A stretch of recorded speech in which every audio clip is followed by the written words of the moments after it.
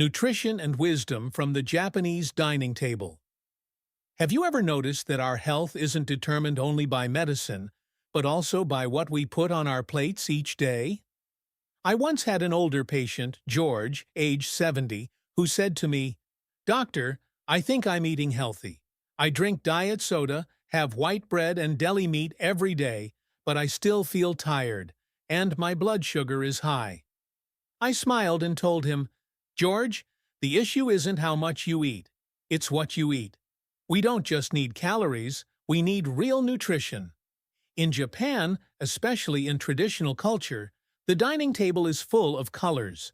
The green of vegetables, the orange of carrots, the brown of whole grain rice, the black of seaweed, and the pale gold of fermented soybeans, like natto or miso. Each dish is simple, yet together they form a perfect harmony that nourishes the body.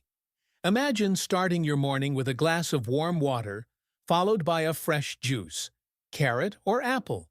These aren't just refreshing drinks, they're pure nutrition. Carrots bring beta-carotene for healthy eyes and liver, while apples offer pectin fiber for smooth digestion. Some people even add a few almonds or a spoon of olive oil to help balance blood sugar. The body receives gentle energy, very different from the heavy feeling after a breakfast of greasy bacon and fried eggs. Then comes tea.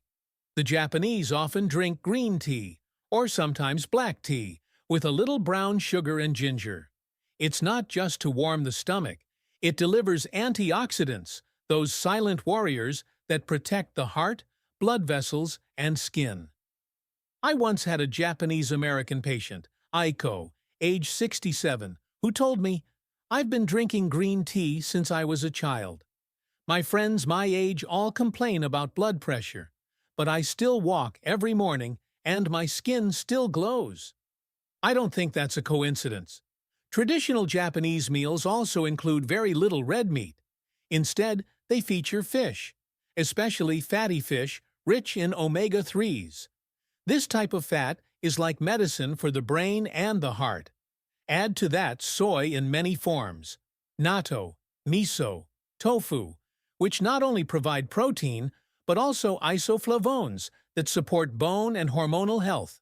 Have you ever noticed how you feel after eating processed meats like sausages or deli slices? Heavy, thirsty, sometimes restless? That's because of preservatives, excess salt, and unhealthy fats. But when we eat vegetables, whole grains, fish, and soy, our bodies respond differently, feeling lighter, sleeping better, and maintaining steady energy. In the US, I often see patients who eat a lot but lack nutrition. Most of their calories come from refined foods, sweets, and sugary drinks.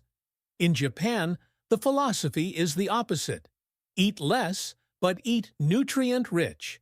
This way of eating supports autophagy, the body's natural cell-cleaning process that keeps us youthful longer. A simple piece of advice I always give: make your plate as colorful as possible. Green from vegetables, red from tomatoes, purple from sweet potatoes, yellow from pumpkin. The more natural colors you eat, the more vital nutrients your body receives. So let me ask you, how many colors are on your table today? And which ones are missing? Because in the end, we don't eat just to survive. We eat to nourish life itself, to give every cell a chance to thrive, and to make our later years not a struggle with illness, but a time of freedom and peace. Movement, the secret to staying flexible and strong. Have you ever noticed that our bodies weren't made to sit still, but to move? Yet once people reach their 50s, many start avoiding physical activity, thinking, "I'm too old. Exercise won't help much now." Let me tell you a story. Kenji, one of my patients, is 74. He used to enjoy walking, but after developing knee pain, he stopped completely. He spent most of his days indoors, barely going out. Within a year, he had gained weight, his blood pressure rose, and his mood darkened. I encouraged him to start again, not with a gym membership, but just by walking around his neighborhood for 10 minutes a day. He agreed, though reluctantly. 6 months later, he came back with a sparkle in his eyes and said, "Doctor, I walk 30 minutes every morning now. I feel alive again." You see, movement doesn't have to mean intense workouts. In Japan, older adults often stay active through simple, natural movements. Walking to the market, taking the stairs instead of the elevator, tending a small garden, or doing gentle morning stretches. These small, consistent actions are the key to keeping muscles flexible, bones strong, and the mind sharp. Science agrees. Just 30 minutes of light activity each day, like brisk walking, gardening, or Tai Chi, can reduce the risk of heart disease, diabetes, and even memory loss. When we move, the heart pumps stronger, sending oxygen to the brain and releasing neurotransmitters that lift our mood. Picture this. Every morning, you open your door, take a deep breath, and walk a few laps around your block. The sky seems bluer, the trees brighter, and your own breath feels lighter. That's not just exercise, it's living. It's reconnecting with the world around you. Some patients tell me, "Doctor, I'm too busy to exercise." I smile and say, "Then let movement become part of your life, not a chore." Take the stairs, clean the house, play with your grandkids. Those all count as movement. Have you noticed how, after a walk or some time in the garden, you sleep better and feel calmer? That's your body saying thank you. Even as we age, movement is a gift. It keeps us young. So starting today, give your body the chance to move every day. No pressure, no competition, just consistency. Because movement doesn't just make you stronger, it turns aging into a journey of flexibility, stability, and vibrant energy. The healing gift. We often forget. Have you ever had a restless night, waking up in the morning with a heavy head and tired body? At 50 or 60, a good night's sleep can start to feel like a luxury. Many of my patients tell me, "Doctor, I only sleep 3 or 4 hours a night." Isn't it normal for sleep to get shorter with age? I usually smile and say, it's not age that steals your sleep. It's your habits and lifestyle that make it harder to find. I remember one patient, Margaret, age 66. She drank coffee late into the afternoon and stayed up watching TV almost until midnight. Her sleep was shallow, her mornings groggy, and her blood pressure unstable. I suggested a few small changes. Turn off screens at least an hour before bed, swap her evening coffee for herbal tea, and go to bed at the same time each night. Just 3 weeks later, she returned, glowing. "Doctor, I slept 7 hours straight. I feel 10 years younger." You see, sleep is nature's free medicine. During deep sleep, the brain activates an incredible process called the glymphatic system, like a nighttime cleaning crew that clears away toxins and waste from the brain.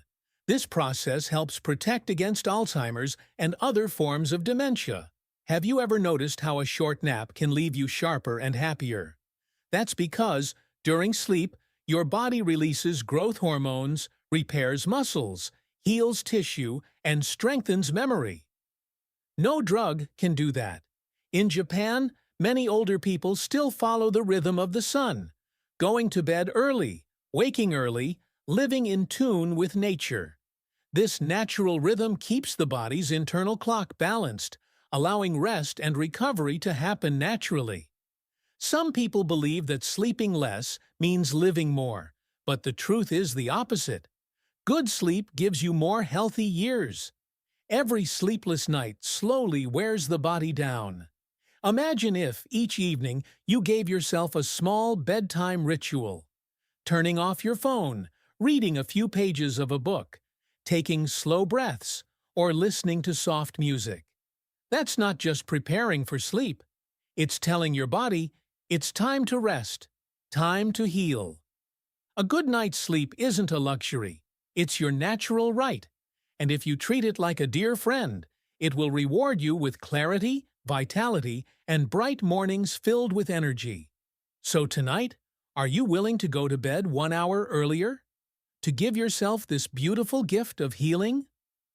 Connection. The thread that keeps the soul.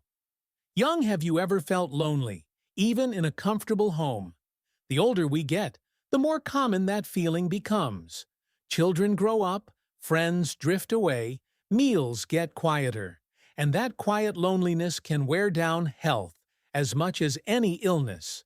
In Okinawa, a place famous for its many centenarians, there's a beautiful tradition called moai, which means a lifelong circle of friends.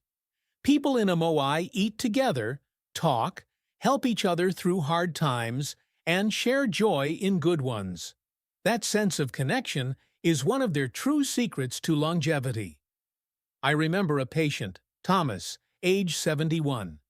After his wife passed away, he withdrew from the world, rarely went outside, barely spoke to anyone. His spirit faded, and so did his health. His blood pressure and blood sugar worsened. I encouraged him to join a local club for seniors, where they played chess, sang karaoke, or simply had tea together. At first, he hesitated, but he gave it a try. A few months later, he came back with bright eyes and said, "Doctor, I no longer count the empty days. I count the days I get to see my friends." You see, human connection doesn't just lift the heart, it heals the body. Research shows that people with strong social ties live longer, experience less depression, and have lower rates of heart disease. When we laugh and talk with friends, our bodies release oxytocin, the bonding hormone, which lowers blood pressure, reduces stress, and boosts immunity. Have you ever felt your mood lift after a quick chat with an old friend? Those moments keep our hearts young, no matter our age. At 60 or 70, we may not move as fast or work as hard as before, but we can still share stories, cook a simple meal, or enjoy tea together. That's not a luxury. That's how we give each other health and life. So think about this. Is there someone you haven't spoken to in a while? A friend, a neighbor, maybe a family member? Why not call them or send a message today? That small act could be the beginning of your own moai, because in the end, what truly sustains us isn't just food or sleep. It's connection. When the heart is warmed by friendship and love, old age isn't lonely. It becomes the most meaningful chapter of life.